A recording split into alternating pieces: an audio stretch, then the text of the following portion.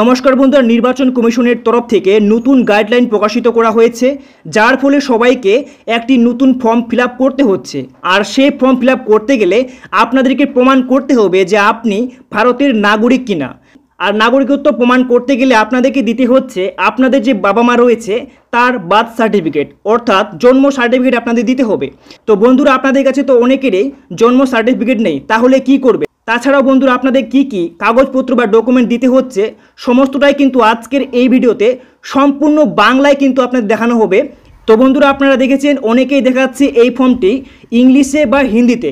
তো বন্ধুরা, আজকে আপনাদের সুবিধার্থে সম্পূর্ণ ফর্মটাই বাংলাতে আপনাদের কিন্তু দেখানো হবে যে কিভাবে ফর্ম ফিল আপ করবেন, কোথায় কি বসাতে হবে, কি ডিক্লারেশন দিবেন বা কি সম্মতি দেবেন, আপনাদের কি কি কাগজপত্র লাগবে সম্পূর্ণ বাংলায়। তো বন্ধুরা, তার জন্য আপনাদেরকে দেখতে হবে মনোযোগ সহকারে, না হলে কিন্তু আপনারা বুঝতে পারবেন না কিভাবে আপনারা ফর্ম ফিল আপ করবেন। তো বন্ধুরা, চলুন শুরু করছি। শুরু করার আগে আপনাদের কাছে ছোট্ট একটি রিকোয়েস্ট, যদি এই চ্যানেলে নতুন দর্শক হয়ে থাকো তো চ্যানেলটিকে অবশ্যই সাবস্ক্রাইব করে রাখবেন এইরকমই নিত্য নতুন ভিডিওগুলি সবার প্রথম পাওয়ার জন্য। তো চলুন বন্ধুরা, শুরু করা যাক। তো বন্ধুরা, প্রথমেই দেখতে পাচ্ছেন enumeration form online option will be available soon. তো বন্ধুরা, এই যে আপনাদের ফর্মটি সামনে রয়েছে এটি কিন্তু হিন্দিতে অথবা ইংলিশে কিন্তু প্রকাশিত করা হয়েছে ইলেকশন কমিশনের অফিসিয়াল ওয়েবসাইটে। আর সেই ফর্মটিকে ডাউনলোড করে নতুন করে সেই ফর্মটিকে বাংলায় ট্রান্সলেট করা হয়েছে বা সাজানো হয়েছে আপনাদের সুবিধার্থে। তো বন্ধুরা, এটা কিন্তু অরিজিনালি ফর্ম, কিন্তু এই ফর্মটি সম্পূর্ণ বাংলায় করা হয়েছে।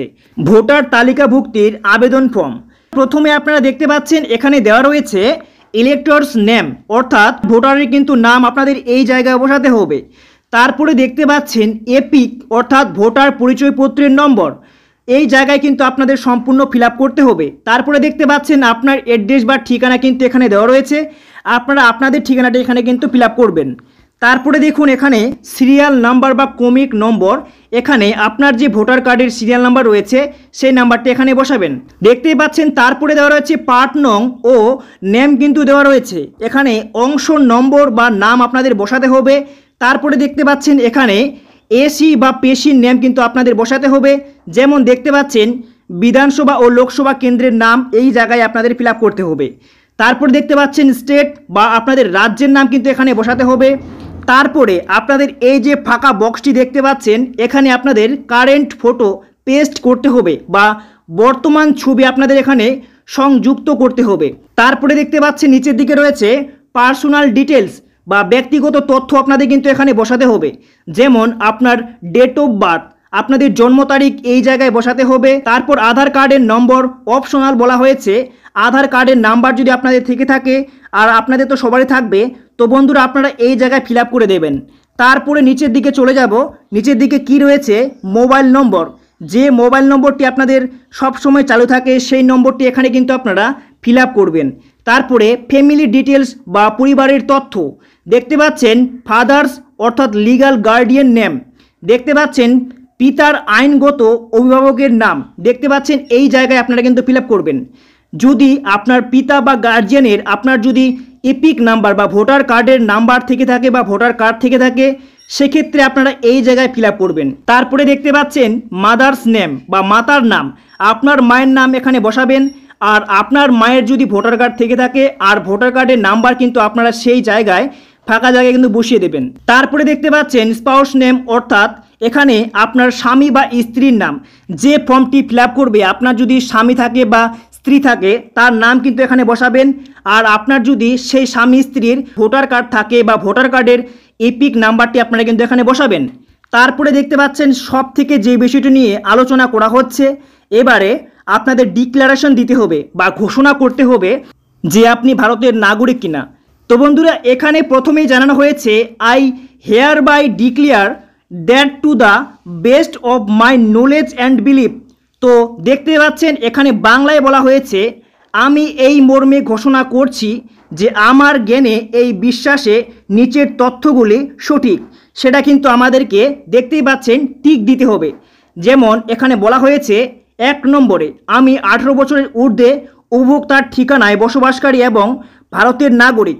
তো বন্ধুরা, এটা কিন্তু ঠিক আপনাদের দেওয়া রয়েছে। তারপর দয়া করে নিচের যে কোনো একটি বেছে নিন বা আপনাদের টিক দিতে হবে, সেটাই কিন্তু আপনাদের সব থেকে মূল বিষয়। কোনটাতে আপনারা টিক দিবেন সম্পূর্ণ বাংলায় কিন্তু আপনাদের জানাতে চলেছি। তো বন্ধুরা, প্রথমেই বলা হয়েছে আমি 1/7/1987 তারিখের আগে ভারতে জন্মগ্রহণ করেছি। যদি আপনি 1/7/1987 আগে ভারতে জন্মগ্রহণ করে থাকেন তাহলে এই অপশনটি আপনাদের জন্য। আর এই অপশনে টিক মার্ক দিলে আপনাদের কি কি ডকুমেন্টস জমা করতে হবে এখানে কিন্তু নিচে বলে দেওয়া হয়েছে। দেখতেই পাচ্ছেন নিজের জন্মস্থান বা জন্ম তারিখের প্রমাণস্বরূপ একটি দলিল সংযুক্ত করুন। তো বন্ধুরা, বুঝতে পারলেন 1 নম্বরে টিক মার্ক দিলে আপনাদের জন্মস্থানের বা জন্ম তারিখের প্রমাণস্বরূপ একটি দলিল কিন্তু আপনাদের সংযুক্ত করতে হবে। তারপরে দ্বিতীয়ত বলা হয়েছে 1/7/1987 এবং 2/12/2004 মধ্যে ভারতে জন্মগ্রহণ করেছি, তাহলে এই অপশন আপনাদের জন্য। আর এখানে টিক মার্ক দিলে আপনাদের কি কি কাগজপত্র দিতে হবে এখানে বলা হয়েছে নিজের জন্মস্থান বা জন্ম তারিখের প্রমাণস্বরূপ একটি দলিল সংযুক্ত করুন।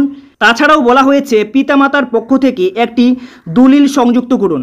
তারপরে তৃতীয়ত বলা হয়েছে আমি 2/12/2004 পরে ভারতে জন্মগ্রহণ করেছি।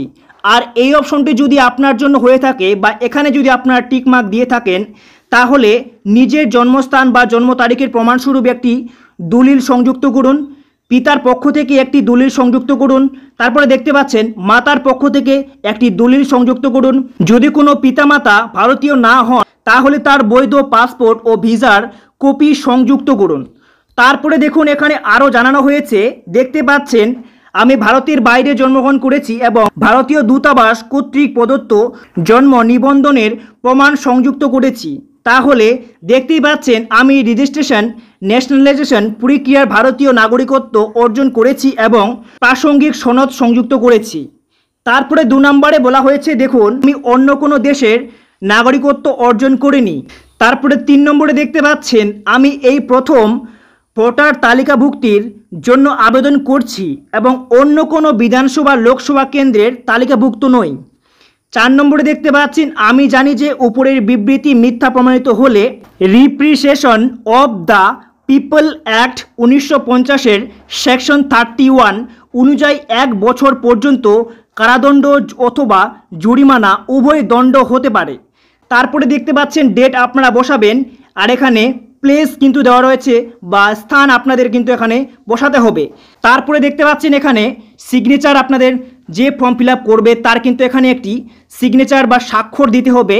তাছাড়াও স্বাক্ষর না দিতে পারলে বাম হাতের আঙুলের কিন্তু ছাপ দিতে হবে। তারপরে দেখতে পাচ্ছেন এখানে বলা হয়েছে ইন্ডিকেটিভ লিস্ট অফ ডকুমেন্টস প্রমাণপত্রের নির্দেশক তালিকা, আবেদনকারী পিতা ও মাতার জন্য আলাদা প্রত্যাশিত কপি জমা দিন। তো বন্ধুরা, এখানে যে যে কাগজপত্রগুলি আপনাদের লাগবে সমস্তটাই কিন্তু এখানে বলে দেওয়া হয়েছে। 11টি কাগজপত্র আপনাদের দিতে হবে। যেমন 1 নম্বরে বলা হয়েছে দেখতেই পাচ্ছেন কেন্দ্র অথবা রাজ্য সরকার অথবা PSU কর্মচারীদের আইডি অথবা পেনশন অর্ডার। তারপরে 2 নম্বর দেখতে পাচ্ছেন 1/7/1987 পূর্বের ভারত সরকারের যে কোনো অনুমোদিত পরিচয়পত্র। 3 নম্বরে দেখতে পাচ্ছেন জন্ম সনদ, অর্থাৎ এখানে আপনাদের জন্ম সার্টিফিকেট দিতে হবে।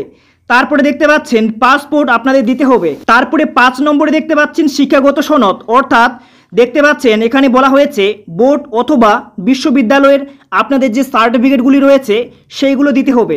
তারপরে দেখতে পাচ্ছেন স্থায়ী বাসিন্দা সনদ, আপনাদের বাসিন্দার যে সার্টিফিকেট রয়েছে সেটা কিন্তু আপনাদের দিতে হবে।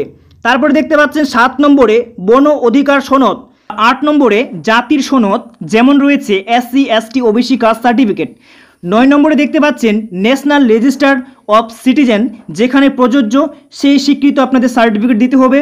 তারপরে দেখতে পাচ্ছেন রাজ্য বা স্থানীয় কর্তৃপক্ষ কর্তৃক দেখতে পাচ্ছেন প্রস্তুতকৃত ফ্যামিলি রেজিস্টার সার্টিফিকেট দিতে হবে।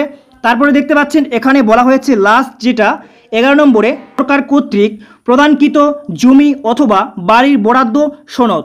তো এই সমস্ত বিষয় আপনাদেরকে জমা করতে হবে। তো বন্ধুরা, আপনাদেরকে জানিয়ে রাখি এই যে ফর্মটি শুধুমাত্র বিহার রাজ্যের জন্য আপাতত লাগু রয়েছে। তো বন্ধুরা, আমাদের রাজ্যের মুখ্যমন্ত্রী জানিয়েছেন সমস্ত রাজ্যে কিন্তু এটি লাগু হয়ে যাবে। যেহেতু বিহারে আগাম বিধানসভা ভোট রয়েছে তার জন্য এই নিয়মটি লাগু করা হয়েছে শুধুমাত্র বিহার রাজ্যের জন্য।